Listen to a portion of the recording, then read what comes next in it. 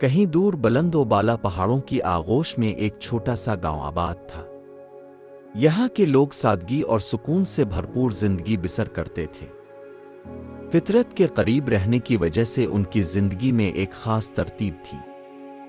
सुबह सवेरे परिंदों की चहचहाहट के साथ खुलती, खेतों में काम होता, दरिया के किनारे औरतें कपड़े धोती, बच्चे खेलते, और शाम को सब अपने घरों के आंगन में बैठकर दिन भर के वाकयात पर बात करते। यहाँ वक्त ठहरा हुआ महसूस होता था, जैसे दुनिया की तेज रफ्तारी इस वादी तक नहीं पहुंची हो। गांव के लोग एक दूसरे के साथ मोहब्बत और हमदर्दी का ताल्लुक रखते थे। अगर किसी के घर में कोई परेशानी होती तो पूरा गांव मदद के लिए आगे बढ़ता। लेकिन इस पुरसुकून माहौल के करीब ही एक ऐसा मकाम था जिसके बारे में ज्यादातर लोग बात करना पसंद नहीं करते थे। गांव के शुमाली किनारे पर एक घना जंगल था जो पुरअसरार कहानियों और रवायत में लिपटा हुआ था। लोग कहते कि वहां अजीब आवाजें आती हैं और जो भी अंदर जाता है वो बदल कर वापस आता है या फिर कभी लूटता ही नहीं। इसी जंगल के करीब एक दिन अचानक एक अजनबी नमूदार हुआ। वो एक आम आदमी लगता था, मगर उसके अंदाज में कुछ ऐसा था जो गांव वालों के लिए गैर मामूली था। वो ज्यादातर खामोश रहता, सीधा जंगल में जाकर अपनी झोंपड़ी में रहता और कभी कभार ही गांव में आता। वो जब भी आता तो किसी न किसी जरूरतमंद की मदद करके चुपचाप वापस चला जाता। अगर किसी के जानवर खो जाते तो वो उन्हें ढूंढ लाता, अगर कोई बीमार होता तो उसके लिए नायाब जड़ी बूटियां ले आता, और अगर कोई मुश्किल में होता तो वो बगैर कुछ कहे इसकी मदद कर देता। गांव वाले हैरान थे कि ये शख्स कौन है और इतना सब कुछ कैसे जानता है। ये मामला यूं ही चलता रहा और आहिस्ता आहिस्ता गांव वालों ने इसे राजों का मुसाफिर कहना शुरू कर दिया। इसके बारे में कई तरह की बातें मशहूर होने लगी। कुछ का कहना था कि वो किसी बड़े शहर का कोई आलम है जो दुनिया से तंग आकर यहाँ आ गया है। कुछ ने कहा कि वो कोई दरवेश है जो दूसरों की मदद के लिए भेजा गया है, और कुछ को शक था कि वो कोई आम इंसान नहीं बल्कि कोई और ही मखलूक है। लेकिन चूंकि इसने कभी किसी को नुकसान नहीं पहुंचाया था, इसलिए लोग उसके वजूद को कबूल कर चुके थे। एक दिन गांव में एक बड़ा वाकया पेश आया। आरिफ नामी नौजवान, जो गांव का सबसे होशियार लड़का था, अचानक लापता हो गया। वो सुबह घर से निकला था मगर शाम तक वापस नहीं आया। इसके वालिदैन परेशान हो गए।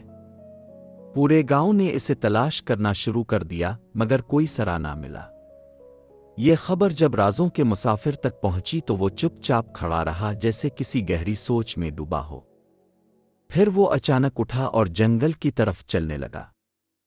गांव वाले इसके पीछे हो लिए, क्योंकि वो जानते थे कि अगर किसी को आरिफ का पता चल सकता है तो वो यही अजनबी है। जंगल में दाखिल होने के बाद वो एक मखसूस रास्ते पर चलने लगा। ये रास्ता आम तौर पर गांव वाले इस्तेमाल नहीं करते थे, क्योंकि इसे खतरनाक समझा जाता था। दरख्तों के घने साए में हर चीज धुंधली लग रही थी, परिंदों की आवाजें मध्यम हो चुकी थीं, और हवा में एक अजीब सी सनसनी फैली हुई थी। कुछ ही देर बाद वो एक पुरानी वीरान इमारत के सामने रुक गया। ये इमारत शायद किसी जमाने में किसी बड़े आदमी की हवेली रही होगी, मगर अब ये शिकस्ता हो चुकी थी। खिड़कियां टूटी हुई थीं, दीवारों पर दरारें थीं और जगह जगह बेलें उग आई थीं। अजनबी ने गहरी सांस ली और दरवाजा खोल दिया। अंदर जाते ही सबकी नजरें एक कमरे में पड़ीं जहां आरिफ बेहोश पड़ा था। वो जख्मी था मगर जिंदा था। गांव वालों ने इसे फौरन बाहर निकाला और उसके वालिदैन खुशी से रो पड़े। सब हैरान थे कि अजनबी को कैसे मालूम हुआ कि आरिफ यहाँ है। कुछ ने हिम्मत करके इससे पूछा, मगर उसने सिर्फ इतना कहा, कभी कभी खामोशी सब कुछ बता देती है। इस वाकये के बाद गांव के लोग इस पर मजीद यकीन करने लगे कि वो कोई गैर मामूली हस्ती है। वो इसका मजीद एहतराम करने लगे और अब कोई भी इससे इसके माजी के बारे में सवाल नहीं करता था। मगर उसकी मौजूदगी के बावजूद एक और बड़ा मसला गांव में सर उठा रहा था। रहीम खान, जो गांव का सबसे अमीर आदमी था, अपनी दौलत के नशे में इतना अंधा हो चुका था कि गरीबों को जमीनों से बेदखल करने लगा। इसने कई कमजोर खानदानों के घर मिस्मार कर दिए اور ان کی زمینوں پر قبضہ کر لیا۔ گاؤں کے لوگ بے بس تھے کیونکہ اس کے پاس طاقت تھی، آدمی تھے، اور کسی میں اتنی ہمت نہیں تھی کہ اس کے خلاف کھڑا ہو سکے۔ مگر اجنبی نے یہ سب خاموشی سے دیکھا اور ایک رات رحیم خان کے دروازے پر جا پہنچا۔ کسی کو معلوم نہیں کہ ان دونوں کے درمیان کیا بات ہوئی، مگر اگلی صبح جب رحیم خان باہر نکلا تو وہ بدلا ہوا آدمی لگ رہا تھا۔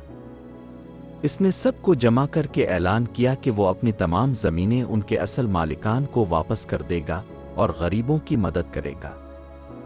گاؤں والے حیران تھے کہ ایسا کیا ہوا جو اس نے اپنا رویہ بدل لیا، مگر سب کو یقین تھا کہ یہ سب اجنبی کی وجہ سے ہوا ہے۔ اس واقعے کے کچھ ہی دن بعد اجنبی نے اعلان کیا کہ اب اسے یہاں سے جانا ہوگا۔ گاؤں والے اداس ہو گئے۔ انہوں نے اسے روکنے کی کوشش کی، مگر اس نے کہا ہر مسافر کا ایک راستہ ہوتا ہے اور میرا راستہ اب آگے بڑھنا چاہتا ہے۔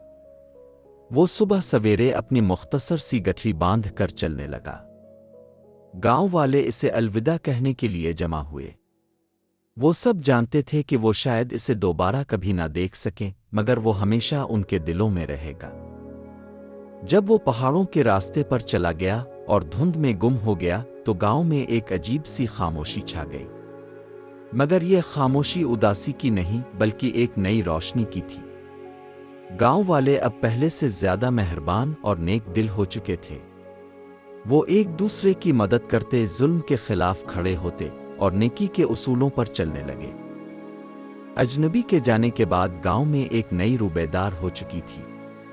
لوگ اکثر رات کو آسمان کی طرف دیکھتے اور سوچتے کہ شاید وہ کہیں سے انہیں دیکھ رہا ہو، شاید وہ کسی اور گاؤں میں کسی اور ضرورت مند کی مدد کر رہا ہو، اور شاید کسی دن وہ پھر واپس آئے۔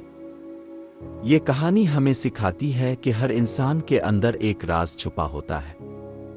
کچھ لوگ اپنی شناخت کے محتاج نہیں ہوتے، بلکہ ان کے اعمال انہیں پہچان دیتے ہیں۔ نیکی کرنے والے کبھی تنہا نہیں ہوتے کیونکہ ان کی نیکی ہمیشہ زندہ رہتی ہے۔